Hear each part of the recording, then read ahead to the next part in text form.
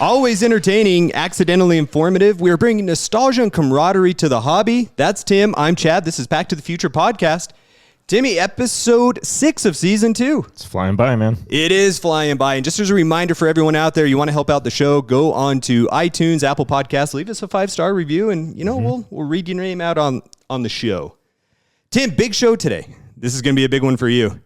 Back when we were speaking about what season 2 would look like, you talked about a Hobby 101 specifically around Michael Jordan rookie cards, and that's what we're bringing to the people today. That was just one of the first ideas, but yeah, I mean, I think relevant for what I collect, relevant for the hobby, and relevant for the recent news, I believe. Absolutely. Yeah. So we're going to tie all of that together for you guys.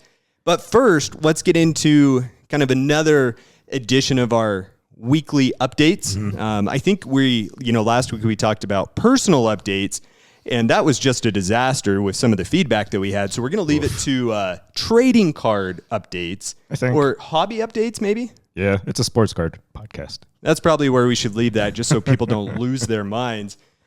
Tim, any updates from you in the hobby in the last week? I got my mail that I hinted at from one of our listeners by the name of Ezra, and I showed you a picture of the Hot Shots.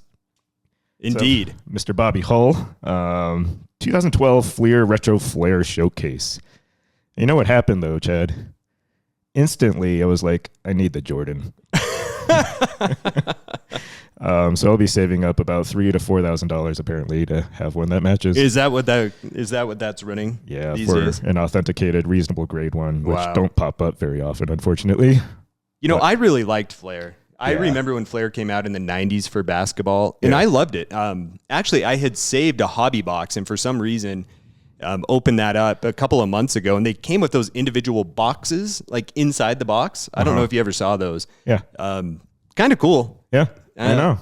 I liked it. Didn't seem like it held on to too many collectors' eye for a while, but I certainly liked it, and I love this card. No, that die cut, I mean, they don't make cards like that. So, yeah. I mean, they try to, but it's just not the same. Well, very good. Yeah, he also sent me a care package with some Kane, Taves, Chelios, and Belfour, just some fun cards there, and that was very well appreciated, so thank you. Very nice. I mean, look at this hockey theme we've kind of had coming along, and for the sake of keeping things rolling, I'm just going to say the word baseball in this episode to make sure that we check off that box for episode 6 of this season. But, Tim, I had a few updates this week. Had a few mail days. Nice. Had a redemption from Panini dating back a number of months ago. WWE Revolution, of course. John Cena. Okay. A Sunburst auto to 99 came in. Was very happy. I did not think I was going to see that card. How come? It's a redemption. Yeah, and just with Panini and redemptions, you just never know. No, right now that's that danger of thinking about any redemption, right? So. And initially when I had submitted it, I said after 120 days, send me a replacement. And it came awfully close to that 120 days before I got that notification. So was very happy to receive that card. An eBay purchase based off of feedback from a listener. 1998 Fleer Brilliance Shining Stars Pulsar. That's a mouthful. That is a mouthful. Terrell Davis. Whoa, like it. 1 in 400 packs, and I got this at a very reasonable cost. Well, reasonable is relative, right? Oh, it was under $100 is what I'm trying to say. That's onto reasonable. The airwaves. Okay. I thought so. The seller took very poor photos, in my opinion. The card did not look good, but the person who messaged me said, hey, go check out these cards. Like, don't just look at this photo. Okay. And you're going to love this card. And I do. It looks great. We're going to try and put a picture of that up on YouTube so that people can see it as they're watching and viewing. Sounds good. 2 other things real quick. Added to the 2012 Prism Silver Football Collection with an RG3 Silver. Got that for $30. It was raw, but I thought that was pretty good, especially for his rookie card. RG3? Yeah. Ooh. You know the guy with one knee, one leg? The bionic braces. That's all I remember anymore. It's too bad. I know. So I was happy to add to that collection. I think I'm at roughly 10 quarterbacks or so now. How many are on that checklist? Do you remember? Well, I want to get all 32. Oh, well, yeah, that was dumb. Yeah. Let's move on. Well, no, your question's still good, though, right? Because there are rookies, and I didn't look this up with RG3 to know if he was the starter for Washington that year. Yeah, that's exactly what I meant. And I know that's what you're trying to throw you a bone here, Tim. It is your birthday. I'm not going to bust you for that one. You want to bust yourself? You go right on ahead. But here's the last one that I'll mention. A couple boxes of cards that I bought. I have not bought a hobby box in quite some time. Whoa. 2023 Disney 100 Years of Wonder. That's a box? That's a box. Hobby box. Yes. Okay. It's a hobby box. These came, I want to say from Hong Kong. Okay. They're like a Hong Kong exclusive celebrating 100 years of Disney. It is 100 years. And the boxes look really good. 10 cards or 10 packs per box. There are parallels, there are inserts, there are pack odds. And some of these, they have one of ones that are like 1 in 4,000 or so. Okay. So everything right up the alley. I got a box for myself and a box for the missus. We'll go downstairs into our Disney bar and open those up when they get here from Hong Kong in the next year. Takes about 2 or 3 weeks in my experience. Yes, it does. So that was my hobby update. Kind of lots of potpourri there. Yeah. But yeah. That's how our show goes. Now, with speaking of our show, and this really relates to you. So I think the timing of your birthday, this fits perfectly. Oh. We received a haiku. Haiku. Is that 575? That's 575. I think it should be a limerick today for St. Patrick's Day. That's right. We have that going as well. But from Team Ogilvy. Yeah. Do you want to read it or do you want me to give it a go? I don't mind reading it. Go for it. Team Ogilvy, I missed your podcast. I am so glad you are back. Keep up the good work. That's so lovely. It's so short and simple. You know, sometimes haikus sound forced, right? But thank you. That warms my heart a little bit. It does. You know what might warm your heart even further? We got another voicemail. Oh, boy. Here we go. Tim, Boston. Nope. I thought we had it. Just kidding. We'll put it in. We'll put it in. So, Jacob, the notorious trash talker, strikes again. We do appreciate him saying thank you for being a part of the show or listening to the rest of the show. Exactly. And Jacob, we always appreciate your engagement, and go check out his podcast when you get a chance as well. Yeah. Sports card second. All right, Tim. Well, are we ready to move on? We are. All right, let's get into some Michael Jordan content, people. And before we hit the Hobby 101 with the Michael Jordan rookie card, we have some news, a little bit of news from the Action 2 news team. Action 2. I think we lost one from last year. I think we did. But breaking news, Tim, hot off the press from 2 weeks ago. Cairo 7 News is reporting a Colorado man is accused of selling and trading fake Michael Jordan rookie basketball cards and other trading cards, netting more than $800,000 in sales over the past 4 years.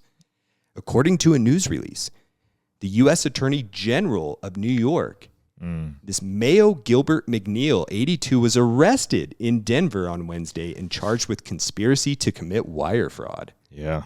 Whoops.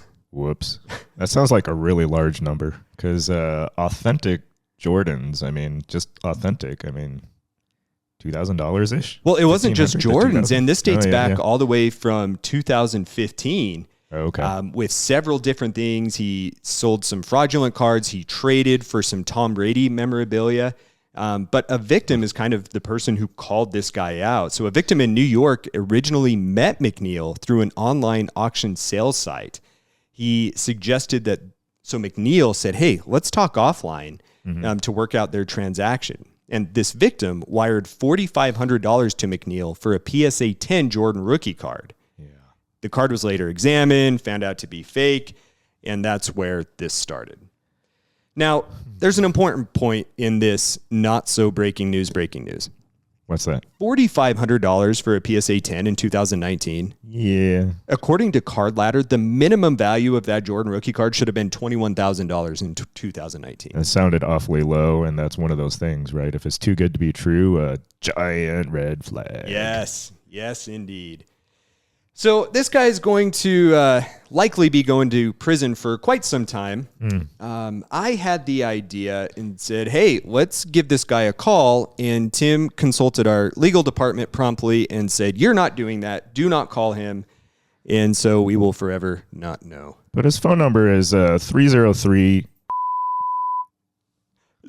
That's a bold move, Tim. If legal didn't want me calling him, we're going to have to see what they have to say about that. Oh, and some editing for me this week, which I think you did owe me from last week. You were right on the money. So interesting news story. And like you said, if it's too good to be true, it is. Man, do you think the food's better in jail or in assisted living?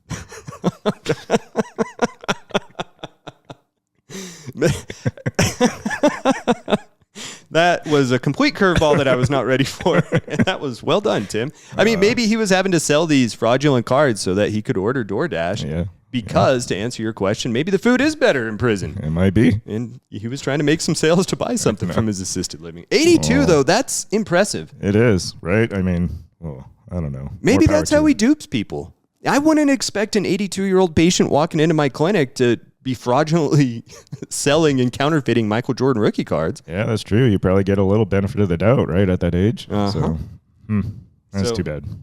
Very interesting. Be careful of those Michael Jordan rookie cards, right? Because for years, at least 4 years, this guy duped people. That's a long time. That's a large amount of money. But, you know, one of the ways we can help people avoid that is this Hobby 101 about the Jordan rookie card itself. Yes. We got some facts about it, and we got some pointers on how to spot a fake so that this, too, does not happen to you, whether that's an 82-year-old or the punk teenager that leaves you voicemails on the show. I like that, Tim. But before we get into that, guys, let's take a real quick second. Let us remind you about our website and some of the affiliates and discounts that you can find at our website, pttfpodcast.com. That is where you can find links to all of our shows. You can browse some YouTube content that we will link onto that show page. You will also, under the affiliates tab up top, be able to click on our eBay affiliate link. As you did. Go shop as usual. No charge to you, and the show will get a small little commission there. Which we appreciate. And we do. Yep. And guys, call us and tell us what cards you're buying through there. We would love to hear about it, and let's talk about it on the show. Yeah, show us pictures on Instagram at Back to the Future Podcast. A lot of ways to get in touch with us, and we always love the interaction from our listeners. So thank you, guys. Absolutely. You can also, through there, browse and see our other discounts that we have there, whether it's Zion cases or other items for all of your hobby needs. You'll be able to find on our website, pttfpodcast.com. That was good. It was well done. in unison, yeah. That's what you get with 6 episodes of season 2. All right, Timmy, take it away. The Hobby 101 for Mr. Jordan. Yeah, and it's debatable, too, just to start with, what counts as his true rookie card. I see this argument pop up over and over and over and over again. And I have to agree that there's reason for contention, but the way it's been classified in the hobby over the years by Beckett, the 1986 Fleer is the true rookie card. Sorry, guys. And the point of concern, you know, most people are going to know this. That is not Michael Jordan's rookie year. No, it is not. So 1984 to 85 being the third draft pick of that draft. 84 Star was the main product. Star was the only company that had the license that year. And they released, their 84 Star packs. And that's the distinction that Beckett's trying to make, is that the packs where these Jordan cards were released are considered XRCs, or extended rookie cards, which is squarely coined by Beckett back in the 1980s. And they're saying that the 84 Star 195 gold medallion, along with the 84 Star 288, those are not true rookie cards. Interesting. You know, I think everyone who knows about sports cards and probably even listens to this podcast generally and widely accepts the 86 Fleer as Jordan's rookie. Yeah. But think about this. Say that we go and talk to sports cards about someone who is completely clueless and has no idea. Mm-hmm. And we try to explain to them that Michael Jordan's rookie card is not from his rookie year, nor is it his first basketball card, yet it is widely accepted as his first card and his rookie card. That makes no sense. It makes no sense. I agree. If the years had lined up, there'd be no argument, especially if Fleer had released this in a box set versus Star in those packs. There'd be no argument anymore. Yeah. Pretty wild. For something that is so matter of fact, it does not make sense. No, it doesn't. I get the argument, and that is, in my mind, and will always be his rookie card. So don't worry, I'm on that side. It's just logic doesn't line up there. Anything else to add on that point? Not on the rookie card point, no. Okay. What do you got?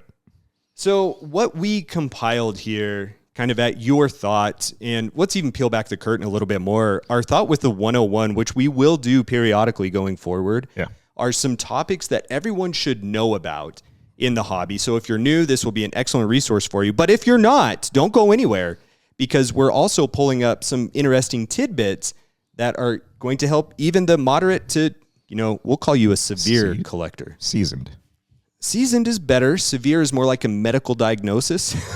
Does sound a little bit more negative. So I do have to, well, technically, Tim, I got to tell you something. Right now I'm on the clock.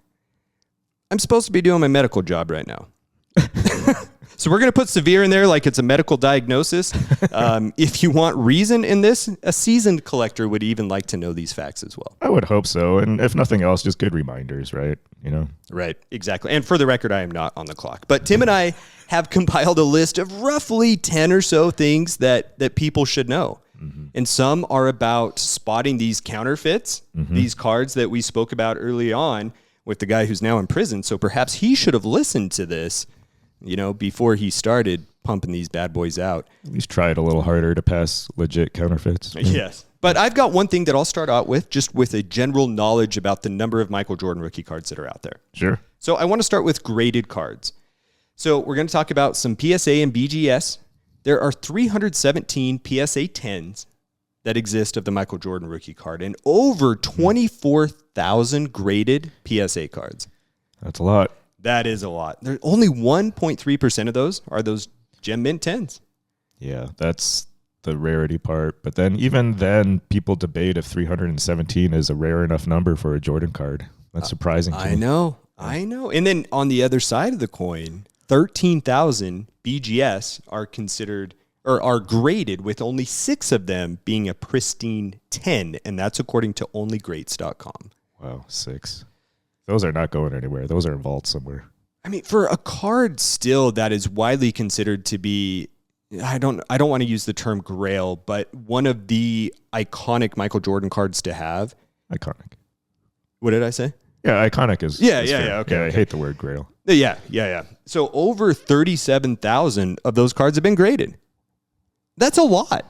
And a lot of those are probably resubmissions too, right? So the pop count is actually probably lower in reality. Sure. But we're still in the tens of thousands we can agree upon. And we criticize modern product a lot for that too, right? Because, there's like tens of 20s of 30s of thousands of Luka and Zion cards graded, right? Right. Is that really all that different then? Yeah. So it's interesting. So that was the first kind of want to give people a general idea of how many of these cards are floating around here. Yeah. To help augment that, one of my points I wanted to make is that the estimated print run for the 1986 57 was about 250,000.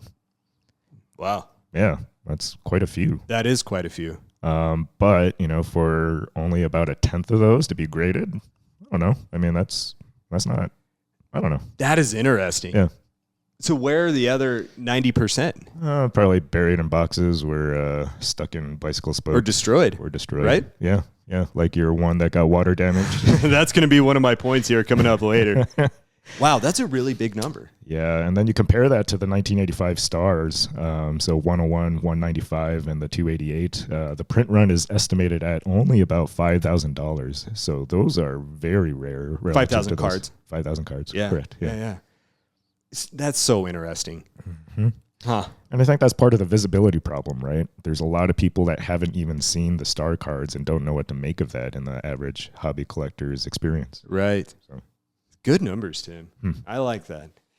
So another interesting tidbit about the 86 Fleer is the sequence of cards. Now, this is interesting because when people open these packs, you can have a fairly good idea with the first couple of cards that you see as to whether or not there's a Jordan in the rest of that pack. Yeah, and we see that all the time when you see those lucky people open up packs these days, right? They're looking for those sequences. They are looking for those sequences. So there are 2 distinct parallel sequences with the separation between those sequences measuring 66 cards. Okay. And this is going to be difficult for me to explain, so I'm not going to try and explain it fully because I don't think I could do it justice. Every other card should be separated by 66 number, like the number of the card on the back. But the interesting part is midway through a pack, that sequence could change.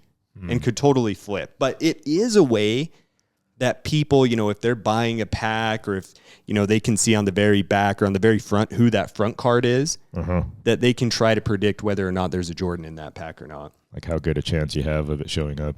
Yeah. Right. The stickers, which are thought to be on the back, those are completely random in that Fleer set. Those don't seem to play a role in that sequence. But the sequence is there, and I don't believe that same type of sequence has been seen recently with any packs, at least that people have noticed, but it's certainly there with that 86 Fleer. Not to my knowledge. Yeah. Panini's not nearly that organized. Yeah, that's a good point. Yeah. What do you got, Tim? You want to take anything from there? I got a couple other PSA things you want to think about it.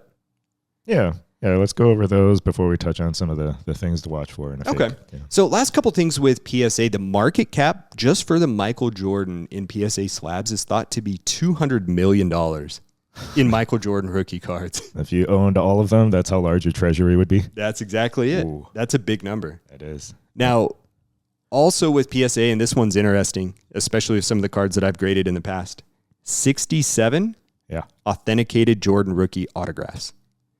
Okay. That's what you need. I know. That's a big boy card. At least for the two of us, that would be a really big boy card. That would be a massive card. I have never seen one in person. I've seen photos. I've seen photos. I haven't seen one in person. Haven't held one in person. My fear is always that people are so damn skeptical if you own one. Right. Even if it's been authenticated, they're like, because again, rarity. Right? Yeah, visibility. It's true. Only 67 out of how many is just crazy. But that would be what a card that would be to have. Yeah. Oh man. But some fakes exist, as you mentioned, like the credibility of having that and people believing it. Right. And you've got a few things to say about that too. I know, right? Because if you saw an auto on one of these, I mean, you do have the ones that were released by Upper Deck as kind of the, I'm blanking on the term officially, but the ones that you mailed in when you were opening a later product for actual redemption. Yeah.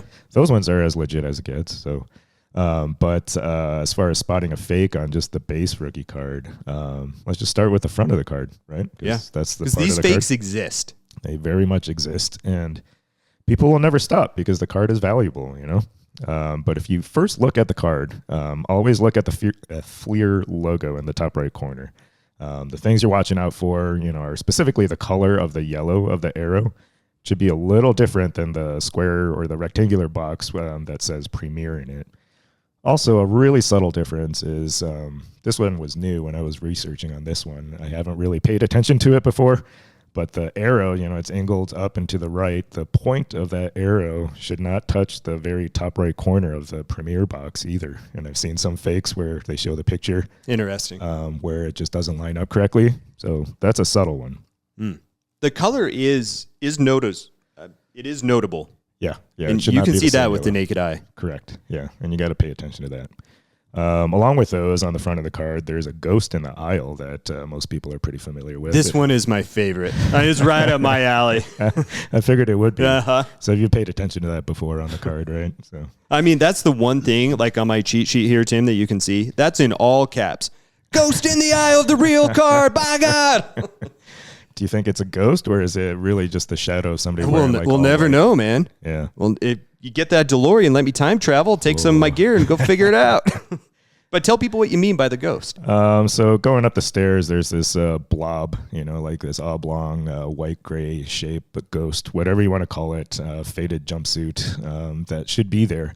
And when somebody makes a fake, it's really hard to reproduce just because the color transfer doesn't allow for it for a lot of people. And to me, they don't pay attention. Yeah. Like before I got to the part where they called it, where the article called it a ghost in the background, I looked at it and I saw a human walking up the aisle. Yeah. Like to the concessions. That's what it looks like to me. Oh, yeah. And then in the fake, it's darkened out. Right. Because they couldn't get that level of detail or whatever it was. Mm-hmm. But I love the fact that they call it the ghost in the aisle. Yeah, it's a fun little tidbit. Do you have any points on fakes? I've got a couple more after that. Yeah, I think the back. So if we flip that card over into the back, right, there's the eyes. Mm-hmm. The eyes were interesting. You want to talk about that one? The eyes of the bull. Yeah. This one's very subtle, and you got to look closely to be able to distinguish this. But people should know it if they're going to go buy one of these cards. There are two bull's eyes, if you will. Commonly referred to as the pupils of the bull. Right. but we are medical people, Chad, so I will call them correctly the sclera. Thank you. I looked at that. I'm like, there are no pupils. Like, these are not the pupils. I'm like, what are they talking about? Then they drew an arrow. I was like, okay, you guys just don't know what you're talking about. Which I wouldn't expect, right? It's a very medical term. But the sclera are the whites of the eyes, and you should see the white border all the way around the iris or pupils where they would be. Right. On the fakes, it's really hard to get that level of detail again, and so you'll frequently lose that detail. There will still be some white, it seems like, but not like the perfect like 3/4 circle around it. Yeah. So. I mean, these things are really adding up in the number of things, and they're subtle. I mean, kudos to anyone who was the person who figured this out, but they're out there and they exist. Mm-hmm. And I think, was there any others on the back? Yeah, there's actually a few more. Oh, okay. In the bottom right corner, you've got the NBA ball. Oh, that's right. That's right. And you're looking for the 4 white lines, 2 curved and then the, intersecting perpendicular ones. Of like a basketball. Exactly. Yeah, those stripes. And if you don't see all of those, then that's also a fake because, again, level of detail. Right. And then dots. There's some dots to pay attention to. Yeah. The dots, I had a hard time following this one. Yeah? Yeah, okay. I did. Can you explain it? Yeah, the bottom half of the Jordan card is that lighter red, pink, salmon, whatever color you want to call it. There's always a white dot on the authentic ones. If you go along the bottom, it'll say 1986 Fleer Corp. Corporation, and if you go directly above that corporation by about 1.5 to 2 inches, there's always a little faded part of that salmon back. There's always a little dot, and that is frequently ignored or not transferred. Yep. So that's always interesting. It drives people with OCD a little nuts because it's there, but it needs to be there. Printing defect. There's also a decimal point in the scoring average, 27.2 points per game. For whatever reason, fakes always seem to forget that or don't put it in the right place. Like, come on, that's such a basic. What a silly thing to miss. Yeah, that doesn't make sense to me. No. And then. Was there one by the height? Yeah, no, exactly. This is the one that I had a hard time following. Really? Yeah. Maybe it's just the example they used. So it wasn't a dot, it's the colon. So. Okay. Yeah, not a medical term, but the colon. Punctuation should be after the MJ year that he was born, his height and his weight. There should be solid colons all the way through. So. And in the fake, there isn't. Frequently, they miss that too. Okay. Tim, that's a good list. Thanks. Yeah, I mean, I think that covers a lot of the big ones. And if you at least pay attention to even 2 or 3, if you can hang on to some of those, then that's a better start than most. So. Yeah. Well, I have 2 last points. Do you have any others to make? No, I think that covers it as far as the big pointers I wanted to pass along to people. Yeah, I mean, we got the contention about his rookie year. We got pop reports, how many of these there are, the sequence of cards in the pack. Mm-hmm. 2 important ones, though. Okay. I have what I believe is the single worst condition Michael Jordan rookie card that exists on the face of this earth. And one thing I have not done, I have not looked at these points to see if it's a fake. What if after all of these years of me telling the story of this Jordan, what if it's a fake? You've been carrying around this beaten and battered and soaked through and dilapidated I'm thinking it's, a $500, $1,000 card, and in reality, it's a fake. Didn't you try to authenticate it and they spit it back out? And nope. They laughed and they sent it back in a plain white envelope. And I think the condition improved, frankly. You should sell it on eBay and see if they authenticate it. That's the true test. Oh my God. Will you buy it? And then we can say, I'll do a buy it now. Okay. And that way it has to go through the authentication process. We can just exchange the money back and just so we can see what happens to it. That'd be a fantastic use of show funds. Gosh. $400.25. Oh, Tim, that is really funny. But the last most important part here, no matter what Tim tells you, you did not pull one of these from a pack at the strip club, porn shop at the corner of where you grew up. I've heard you say that. I heard you telling your girlfriend this just last week. It is not true, Tim. I will not believe it. And that is the key thing that you need to know about the Michael Jordan rookie card. I hate you. Happy birthday, buddy. Well, guys, this was another fun show. We hope it's been another fun and possibly informative. Hopefully not too boring for those of you who know better. But that's Chad. This is Tim. And this is both of us saying that we are true podcast hosts. Wow.